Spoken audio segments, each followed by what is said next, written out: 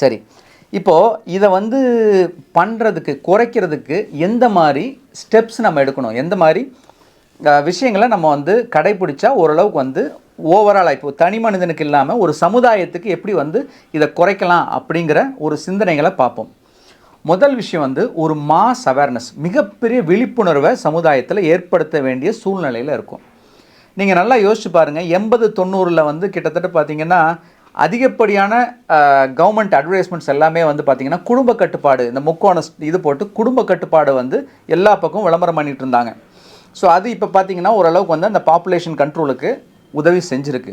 அதே போல் இந்த நூற்றாண்டின் தொடக்கத்தில் 2000 ஆண்டு அந்த டைமில் பார்த்திங்க அப்படின்னா ஹெச்ஐவி எய்ட்ஸ் அதிகமாக பரவிட்டுருக்குன்னு சொல்லி அதை பற்றின ஒரு மிகப்பெரிய மாஸ் விழிப்புணர்வு எல்லா மீடியாலையும் பெரிய பெரிய ஆக்ட்ரஸ்ஸு எல்லாருமே வந்து விளையாட்டு சம்மந்தமானவங்க எல்லாருமே இதை பற்றின ஒரு விழிப்புணர்வை ஏற்படுத்துனாங்க.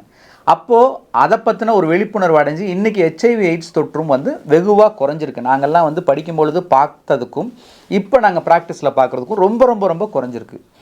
அதே போல் இந்த உடல் பருமனை பற்றின ஒரு விழிப்புணர்வு, வெயிட் அதிகமாக இருக்கிறது ஒரு பிரச்சனை அப்படிங்கிற ஒரு விஷயத்தை நம்ம சமுதாயத்துக்கு சொல்லி கொடுக்க வேண்டிய நிலையில் இருக்கும்.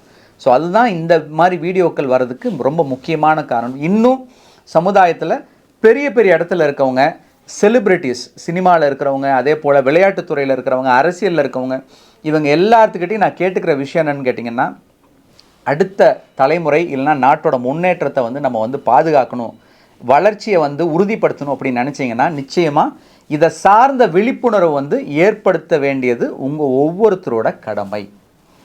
ரெண்டாவது விஷயம் வந்து நமக்கு வந்து வாழ்க்கை முறை மாற்றம், கவர்மெண்ட் என்னென்ன செய்யலாம் அப்படிங்கிறது.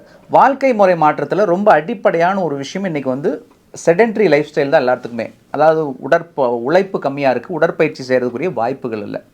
ஸோ இந்த உடற்பயிற்சி செய்கிறதுக்குரிய வாய்ப்பு இருக்கிறவங்க போய் ஜிம்மில் பணம் கட்டி போகிறவங்க நிறைய பேர் இருக்காங்க. ஆனால் பெரும்பாலானோருக்கு இன்னும் அதுக்குரிய சாத்தியக்கூறுகள் கிடையாது, அந்த செலவை வந்து ஏற்றுக்க முடியல.